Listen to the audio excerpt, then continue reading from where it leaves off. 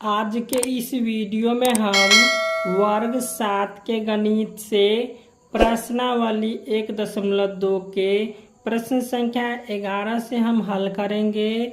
और इससे पहले वीडियो में हम बाकी क्वेश्चन हल कर चुके हैं। ठीक है, तो यहाँ पे प्रश्न संख्या 11 है, किसी हिमीकरण ठंड प्रक्रिया में कमरे के तापमान को 40 डिग्री सेंटीग्रेड से 5 डिग्री सेंटीग्रेड प्रति घंटे की दर से कम करने की आवश्यकता है। तो उस प्रक्रिया के शुरू होने के 10 घंटे बाद कमरे का तापमान क्या होगा। तो चलिए इसको हम बनाते हैं। तो यहाँ पे देख लीजिए 40 डिग्री सेल्सियस है। ठीक है, तो यहाँ पे लिख लेंगे हम 40 डिग्री सेल्सियस। ठीक है, अब घट कितना रहा है, तो 5 डिग्री सेल्सियस प्रति घंटे की दर से घट रहा है। तो यहाँ पे आ गया जाएगा कितना, 40 में से हम 5 डिग्री घटा देंगे तो आ जाएगा कितना, 35 डिग्री। ठीक है, तो यहाँ पे आ गया 35 डिग्री। तो यह प्रति घंटे की दर से घट रहा है। तो यहाँ पे आ जाएगा 1 घंटे में 35 डिग्री, तो दूसरे घंटे में आ जाएगा, लिख लेंगे यहाँ पे हम 1 घंटे में। ठीक है, यहाँ पे होगा 1 घंटे में कितना, 40 डिग्री सेल्सियस, तो 5 डिग्री सेल्सियस डिग्री के दर से घट रहा है। तो यहाँ पे आ जाएगा 35 डिग्री। अब यहाँ पे दूसरा घंटा में हो जाएगा, दूसरे घंटे में हो जाएगा, यहाँ पे कितना 35, तो दूसरा घंटा में हो जाएगा 30 डिग्री सेल्सियस। ठीक है, अब तीसरा घंटा में हो जाएगा, तीसरा घंटा में हो जाएगा यहाँ पे 30 डिग्री है, तो यहाँ पे आ जाएगा 25 डिग्री सेल्सियस। ठीक है, अब यहाँ पे 4 घंटा में आ जाएगा, 4 घंटे में आ जाएगा यहाँ पे 20 डिग्री सेल्सियस। ठीक है, अब 5 घंटे में आ जाएगा, 5 घंटे में आ जाएगा यहाँ पे 15। ठीक है, यहाँ पे आ जाएगा 15 डिग्री सेल्सियस। अब यहाँ पे 6 घंटे में आ जाएगा कितना, 6 घंटे में आ जाएगा यहाँ पे 10 डिग्री सेल्सियस। उसके बाद है 7 घंटा, 7 घंटा में आ जाएगा कितना, 5 डिग्री सेल्सियस। ठीक है, अब 8 घंटा में आ जाएगा 0 डिग्री सेल्सियस। ठीक है, और उसके बाद हो जाएगा 9 घंटा में आ जाएगा, यहाँ पे 9 घंटा में आ जाएगा -5 डिग्री सेल्सियस। उसके बाद 10 घंटा में हो जाएगा -10 डिग्री सेल्सियस। तो यहाँ पे हमको पूछ रहा था कि उसी प्रक्रिया के शुरू होने के 10 घंटे बाद कमरे का तापमान क्या होगा।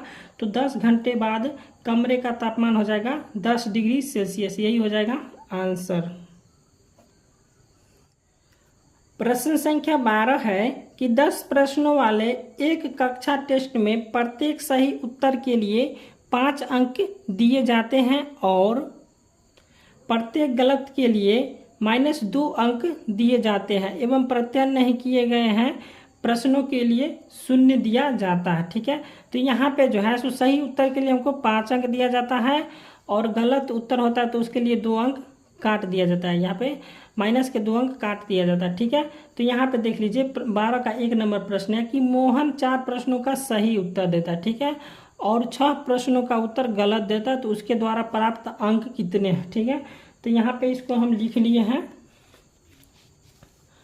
तो यहाँ पे देख लीजिए मोहन 4 प्रश्न का सही उत्तर देता है। तो यहाँ पे देख लीजिए सही प्रश्न का कितना अंक देता है, 5 अंक, और गलत प्रश्न का देता है -2 अंक। ठीक है, तो यहाँ पे हम लिख लिए मोहन। ठीक है, मोहन जो है कितने 4 प्रश्नों का सही उत्तर देते हैं। यहाँ पे लिख लिए 4 और सही प्रश्न को दिए देते हैं यहाँ पे 5 अंक, तो यहाँ पे आ जाएगा 5। ठीक है, तो यहाँ पे 4 5 हो जाएगा 20। ठीक है, अब यहाँ पे देख लीजिए 6 प्रश्नों का गलत उत्तर देता है। तो यहाँ पे लिख लिए हम 6 और गलत उत्तर के लिए यहाँ पे -2 अंक दिए जाते हैं। तो यहाँ पे -2 से गुना कर दिया। ठीक है, तो यहाँ पे आ गया 6 को जब हम -2 से गुना किए तो यहाँ पे आ गया -12। ठीक है, अब यहाँ पे 4 को हम 5 से गुना किए थे 20 आ गया, तो 20 में से हम 12 को घटा दिए। देख लीजिए 20 घटे यहाँ पे आ जाएगा 12। ठीक है, तो 20 में से जब हम 12 को घटाएंगे इसका आंसर आ जाएगा 8। ठीक है, तो प्रश्न संख्या 1 का आंसर आ जाएगा 8। प्रश्न संख्या 2 है कि रेशमा के 5 उत्तर सही है और 5 उत्तर गलत है, तो उसके द्वारा प्राप्त अंक कितना है। ठीक है, तो यहाँ पे इसको हम बतलाएंगे कि रेशमा के 5 उत्तर सही है। ठीक है, तो यहाँ पे हम लिख लिए हैं 5। ठीक है, अब यहाँ पे 5 उत्तर सही है, तो यहाँ पे लिख लिया हम 5। अब उत्तर सही के लिए कितना अंक दिए जाते हैं, तो 5 अंक दिए जाते हैं। तो यहाँ पे हम इसको 5 से गुना कर दिए, तो 5 से 25 हो गया। ठीक है, अब यहाँ पे फिर है 5 उत्तर गलत है। ठीक है, तो यहाँ पे 5 गो उत्तर गलत है, तो यहाँ पे लिख लेंगे फिर 5। ठीक है, और गलत उत्तर के लिए यहाँ पे -2 अंक दिए जाते हैं। ठीक है, तो यहाँ पे -2 से गुना कर दिए। ठीक है, तो 5 को जब हम -2 से गुना किए तो आ गया -10। ठीक है, अब यहाँ पे 25 है तो यहाँ पे 25 लिख दिए और -10 से इसको हम घटा देंगे तो आ जाएगा इसका आंसर 15। ठीक है, तो ये 15 जो है इसका आंसर हो गया। ठीक है, अब प्रश्न संख्या 3 है। ठीक है, प्रश्न संख्या 3 है कि हीना ने कुल 7 प्रश्न किए हैं। ठीक है, और उनमें से 2 का उत्तर सही है और 5 का उत्तर गलत है, तो उसे कितने अंक प्राप्त होंगे। तो यहाँ पे बताया गया है कि उनमें से यहाँ पे जो है सो हीना ने जो है सो 2 उत्तर का सही दिए हैं जवाब और 5 उत्तर का गलत जवाब दिए। ठीक है, तो यहाँ पे एक उत्तर का जो है सो 5 अंक मिलता है। ठीक है, चलिए इसको हम बतलाते हैं। तो यहाँ पे देख लीजिए हीना। ठीक है, हीना जो है सो कितना, इनमें से 2 का उत्तर सही है। ठीक है, तो यहाँ पे लिखिए 2। ठीक है, और प्रत्येक उत्तर के लिए सही अंक दिया जाता था 5। ठीक है, तो यहाँ पे 2 को हम 5 से गुना कर देते, आगे हो गया 2 5 10। ठीक है, अब यहाँ पे जो है और 5 का उत्तर गलत है। ठीक है, तो हीना के 5 वो उत्तर जो है सो गलत है। ठीक है, तो यहाँ पे लिख लें 5 और गलत उत्तर के लिए -2 अंक दिया जाता था। ठीक है, तो यहाँ पे 5 को हम -2 से गुना कर दिए तो यहाँ पे आ गया -10। ठीक है, अब 10 में से हम -10 घटा देंगे तो यहाँ पे आ जाएगा 0, तो 3 का आंसर आ गया 0। ठीक है, प्रश्न संख्या 13 है कि एक सीमेंट कंपनी को सफ़ेद सीमेंट बेचने पर 8 रुपये प्रति बोरी के दर से लाभ होता है और स्लेटी रंग की सीमेंट बेचने पर 5 रुपये प्रति बोरी के दर से हानि होती है। ठीक है, तो यहाँ पे देख लीजिए 13 का ए में है कि किसी महीने में वह कंपनी 3000 बोरियां सफ़ेदी सीमेंट की और 5000 बोरियां स्लेटी सीमेंट बेचता है, तो उसका लाभ अथवा हानि क्या होगा। चलिए इसको हम बतलाते हैं। तो यहाँ पे देख लीजिए कि किसी महीने वह कंपनी 3000 बोरियां सफ़ेद सीमेंट बेचते हैं। ठीक है, तो 3000 को हम गुना कर दिए हैं 8 से, तो 8 कैसे आ गया। तो यहाँ पे देख लीजिए कि एक सीमेंट कंपनी को सफ़ेद सीमेंट बेचने पर 8 रुपये प्रति बोरी की दर से हानि होती थी। ठीक है, तो यहाँ पे देख लीजिए ये जो है सो सफ़ेद सीमेंट की बोरियाँ कितना है 3000। ठीक है, तो 8 रुपये प्रति बोरी की दर से यह बिकता था। ठीक है, तो इसको हम 3000 को हम 8 से गुना कर दिए तो हो गया 24000। ठीक है,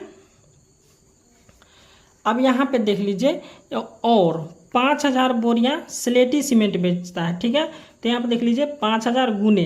ठीक है, अब यहाँ पे देख लीजिए स्लेटी रंग की सीमेंट बेचने पर उसे 5 रुपये प्रति बोरी की दर से हानि होता है, तो हानि को हम माइनस में लगाते हैं। ठीक है, तो हानि को लिख दिया हम यहाँ पे -5। ठीक है, यहाँ पे 5 दिया हो तो यहाँ पे लिख दिया -5। ठीक है, यहाँ पे जो है सो 5 रुपये प्रति बोरी की दर से हानि होती है, इसलिए हम यहाँ पे -5 लगा दिए। अब इसको 5000 को हम -5 से गुना कर देंगे तो यहाँ पे आ जाएगा -25000। ठीक है, अब यहाँ पे 24000 है तो 24000 और घटे हो जाएगा -25,000। ठीक है, तो यहाँ पे आ जाएगा -1000 जो कि माइनस में रहता है तो वो हो जाता है हानि। ठीक है, तो यहाँ पे लिखेंगे हानि, तो यही हमारा आंसर हो गया। ठीक है, अब 13 का बी नंबर प्रश्न है कि यदि बेची गई सफ़ेद सीमेंट की बोरियां की संख्या 6400 है तो कंपनी की स्लेटी सीमेंट की कितनी बोरियां बेचनी चाहिए ताकि उसे न तो लाभ हो और न हानि हो। ठीक है, चलिए इसको हम बतलाते हैं।